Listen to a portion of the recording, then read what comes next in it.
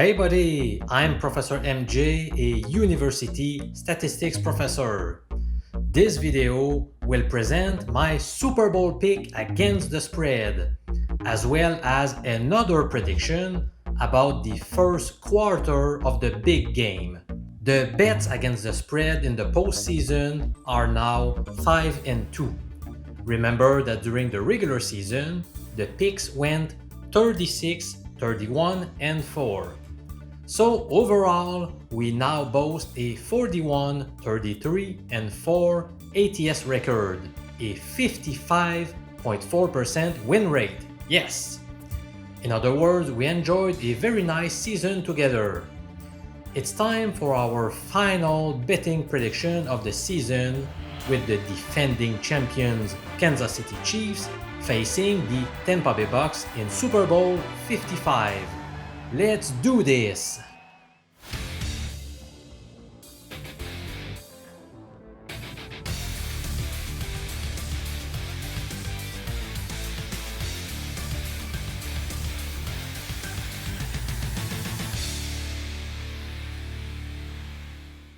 Sharp bettors often place their bets not very long after the odds hit the board.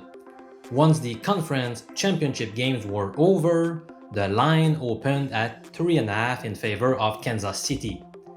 Early money went to the BUCS, which led the point spread to drop to 3 points. Since then, most of the action has gone on the Chiefs.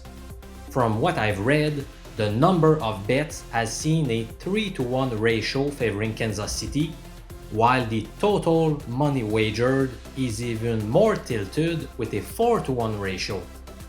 All of this betting action tells me one thing.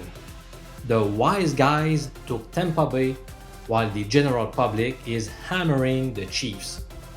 Here's another interesting note.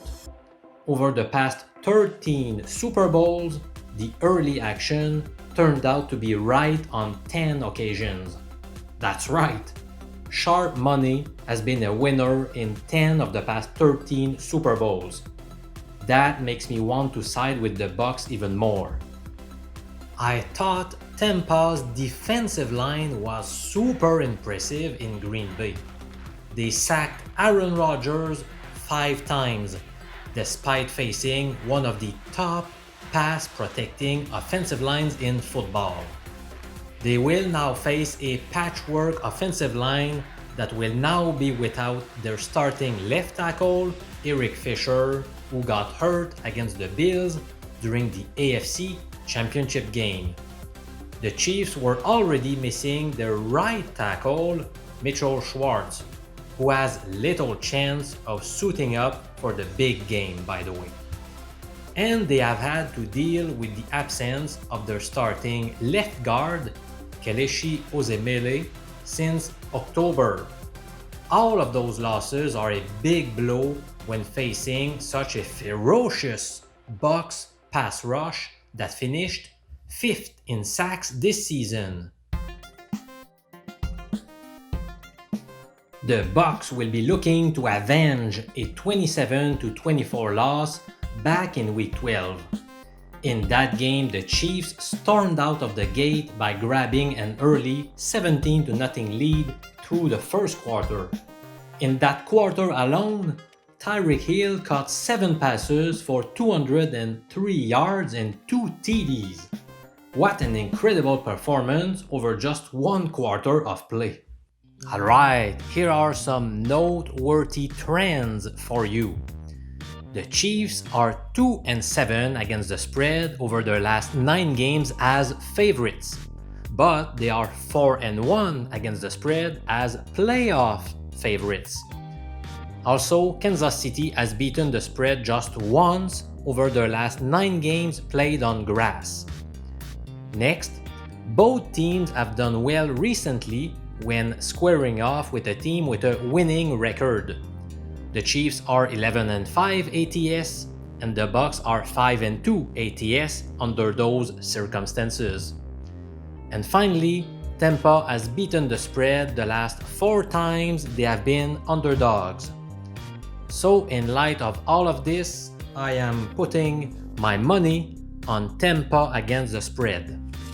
The best line currently available after looking at 10 different online sportsbooks on January 28 is the BUCS plus 3.5 points at 100 minus 15 odds with the bookie called B-Win. So my official pick goes to the Tampa Bay Bucks plus 3.5 points against the Chiefs. Hey, do you want a bonus pick? Of course you do. In the Super Bowl's first quarter, we often see both teams studying each other. They take small jabs at each other, but rarely hit a knockout punch. Also, you see more often receivers dropping catchable balls, or QBs throwing less accurate passes. It usually takes a bit of time before guys settle down. On defense, you see a lot of intensity. Players have been waiting 2 full weeks to finally hit somebody. For these reasons, I am leaning towards under 10.5 points in the first quarter at minus 120 odds. To me, the Super Bowl is like Christmas, but maybe not for the reasons that you might think of. Every year, the Super Bowl comes with a wide array of proposition bets. There are so many of them that there is no way the sportsbooks can hope to have each market priced adequately.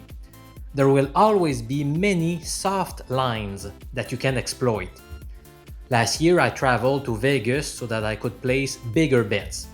I spent 3 full days tracking the lines from many sportsbooks. I was the nerdy guy sitting on the floor of casinos with his laptop doing his calculations via a huge Excel spreadsheet. I ended up placing 11 bets, most of which having positive odds, which means they were underdogs to win. And yet I finished with a 9-2 record and racking up $8,330 in net profit. I will be at it once again this year, but from the comfort of my home. Unfortunately, COVID-19 will prevent me from heading to the Sin City this year.